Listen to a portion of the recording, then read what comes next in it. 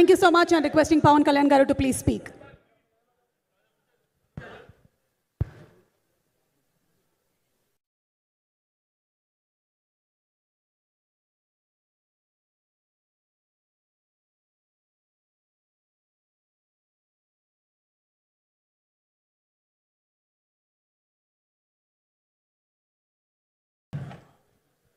Podium లేకపోతే కొంచెం మాట్లాడడం కష్టం నాకు.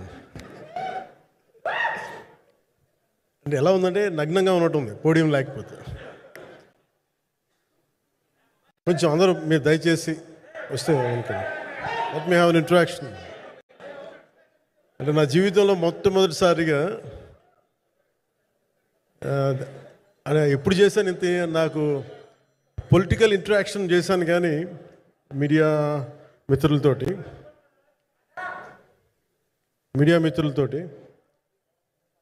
సినిమా పరంగా నేను ఎప్పుడు ఆలోచించలేదు, ఎప్పుడు నాకు చేయలేదు. ఫస్ట్ టైం మొదటిసారి నేను ఎప్పుడు కొంచెం మొహాట పడతాను మాట్లాడడానికి సినిమాకి సంబంధించినంత వరకు. ఇక్కడ సినిమాని ఎలా ప్రమోట్ చేసుకోవాలో నాకు తెలియదు.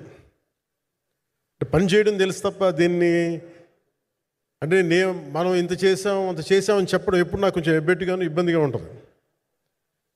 ఇంకా నేను చాలా యాక్సిడెంటల్ యాక్టర్ అండ్ ఇంకా గత్యంతరం లేక టెక్నీషియన్ అయిన వాడిని.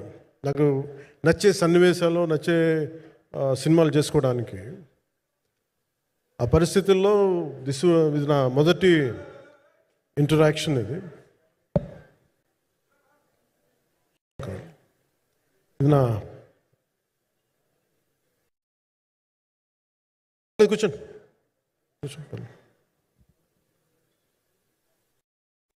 రథం గారు వస్తారు. ఇదంతా చేయడానికి మీడియా మాట్లాడడానికి ఇదేదో నాకు పొగరు అహంకారం ఏం కాదు. సినిమా గురించి నాకు చెప్పుకోవడం ఎబ్బెట్టుకోవడం, ఏం మాట్లాడాలో తెలియక చెప్తే ఎక్కువైపోద్దా చెప్తే తక్కువ అయిపోద్దా అని. కానీ ఈ పర్టికులర్ ప్రెస్ మీట్ ఎందుకు పెట్టానంటే రత్నం గారి కోసం పెట్టాను. అంటే సినిమా బతకాలి అంటే ఈవినింగ్ ఆడియో ఫంక్షన్ పెట్టుకొని మళ్ళీ ప్రెస్ మీట్ దేనికంటే మళ్ళీ నాకు మీతో ఇంటరాక్షన్ అయ్యే అవసరం ఫంక్షన్ తర్వాత ఉండకపోవచ్చేమో అని చెప్పేసి అదొకటి మేజర్ ఒక ఇది కన్సర్న్. అదొకటి అంటే రత్నం గారు అంటే ఈవినింగ్ చెప్దాం అనుకున్నా, బట్ స్టిల్ ఇప్పుడే చెప్పేస్తున్నాను ఈ మాట. త్రివిక్రమ్ గారు రాసిన ఒక డైలాగు అజ్ఞాతవాసిలో, ఒక చిన్నపాటి సౌకర్యం కోసం ఇక్కడ మీరు కూర్చున్న ఒక చిన్నపాటి కుర్చీ కోసం ఒక యుద్ధమే చేయాల్సి వస్తుంది. అలాంటిది ఒక సినిమాని చేయడం అంటే ఎన్నిసార్లు మినీ యుద్ధాలు చేయాలి, ఆర్థికంగా కావచ్చు క్రియేటివ్గా కావచ్చు వీటన్నిటికీ సంబంధించి. అలాంటిది నేను ఎప్పుడు కూడా సినిమాల్లోకి రాకముందు రత్నం గారు లాంటి వ్యక్తి నా ప్రొడ్యూసర్ అయితే బాగుండు అనుకున్నాను. భారతదేశానికి పాన్ ఇండియా సినిమాని ముఖ్యంగా రీజనల్ సినిమాని జాతీయ స్థాయిలో తీసుకెళ్ళిన వ్యక్తి ఆయన. తమిళ సినిమాని చాలా ఛాలెంజింగ్ తెలుగులో డబ్ చేసి దాన్ని స్ట్రైట్ సినిమాలతో సమానంగా ఆడేంత సత్తా చూపించిన వ్యక్తి. Film industry creative ability creative potentiality పెంచిన వ్యక్తి. ఈ సినిమా చాలా ఒడిదుడుకులు ఎదుర్కొంది, 2 కరోనా పరిస్థితులు ఎదుర్కొంది. అన్నిటికీ మధ్యలో సినిమా మన క్రియేటివ్గా కొంత ఇబ్బంది ఎదుర్కొంది. అల్టిమేట్ ఆబ్జెక్టివ్ సినిమా బాగా రావాలని, నేను ఎప్పుడేం చేసినా సినిమా బాగా రావాలనుకుంటాను. ఈ సినిమాకి ప్రత్యేకించి ఆయన తపన చూసి నేను ముఖ్యంగా పొలిటికల్ ప్రాసెస్కి వెళ్ళిపోయిన తర్వాత పాలిటిక్స్కి వెళ్ళిపోయిన తర్వాత డైరెక్షన్ అని వీటికి దూరమై క్రియేటివ్ పార్టీకి దూరం అయిపోయిన తర్వాత పాలిటిక్స్ నా ప్రైమరీ ఫోకస్ అయిపోయిన తర్వాత మళ్ళీ దృష్టి పెట్టి సినిమా కావాలి మీరు చెయ్యాలని చెప్పి నా దగ్గరికి వచ్చి కోరుకున్నప్పుడు నేను ఎంత బెస్ట్ ఇవ్వగలను ఆ సినిమాకి అంత ఇచ్చాను. నేను అంటే నా బెస్ట్ ఇచ్చాను. అంటే నేను అంటే అన్నిటికంటే కూడా నేను ఇవ్వలేనిది టైం ఇవ్వలేను నేను. కానీ అలాంటి పరిస్థితుల్లో ఒక క్లైమాక్స్కి దాదాపు 57 రోజులు షూట్ చేయాల్సి వచ్చింది. మండు ఎండ బాగా ఇట్స్ కైండ్ ఆఫ్ ఒక మిడ్ మే అంటే చాలా పిచ్చి ఎండ అన్నమాట. అలాంటి ఎండల్లో చాలా కాలం తర్వాత నాకు మార్షల్ ఆర్ట్స్, నేను ఎప్పుడో నేర్చుకున్న మార్షల్ ఆర్ట్స్, ఒక ఎస్క్రీమా కానీ, ఊషు కానీ, నేను నేర్చుకున్న సెల్ఫ్ డిఫెన్స్ టెక్నిక్స్ కానీ, యుఎస్లో నేను ఒక వర్క్షాప్ చేసిన జీత్ కండో ఇవి కానీ, ఇవన్నీ ఈ సినిమాకి నాకు పనికి వచ్చినాయి. నాకు ఇవన్నీ వీళ్ళతో డిఫరెంట్ కొరియోగ్రాఫర్స్తో కూర్చొని ప్రత్యేకించి క్లైమాక్స్ పార్ట్ ఇది అందరికీ ఇన్స్పైర్ చేసింది. మన స్థూలంగా చెప్పాలి అంటే, ఒక క్లుప్తంగా చెప్పాలి అంటే, ఈ సినిమాకి ఇదే ఆయువు పట్టింది. ఈ ఫస్ట్ పార్ట్కి ఎక్కడో కొల్లూరు నుంచి, మన కృష్ణానది తీరం కొల్లూరు, విజయవాడ సమీపంలో ఉన్న కొల్లూరు ప్రాంతం నుంచి దొరికిన ఒక కోహినూరు వజ్రం నుంచి అది ఎటు మన గోల్కొండ రాజుల దాకా వచ్చింది, మన హైదరాబాద్ సుల్తాన్ల దాకా ఎలా వచ్చింది, దీని ట్రావెల్ ఇటు వెళ్ళింది. ఇవన్నీ జరిగినప్పుడు దీని నేపథ్యంలో జరిగే కథ ఇది. ముఖ్యంగా ఈ ఫౌండేషనల్ వర్క్ చేసిన వ్యక్తి క్రిష్ జాగర్లమూడి గారు చాలా హై కాన్సెప్ట్తో పట్టుకొచ్చారు దీన్ని.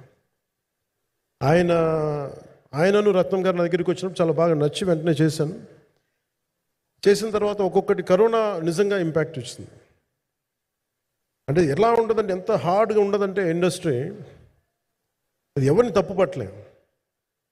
ఒకప్పుడు ఆయన వెంట చుట్టిన నిర్మాతలు, ఆయన వెంట తిరిగిన డిస్ట్రిబ్యూటర్స్, హీరోస్, అందరికి అలాంటి వాళ్ళకి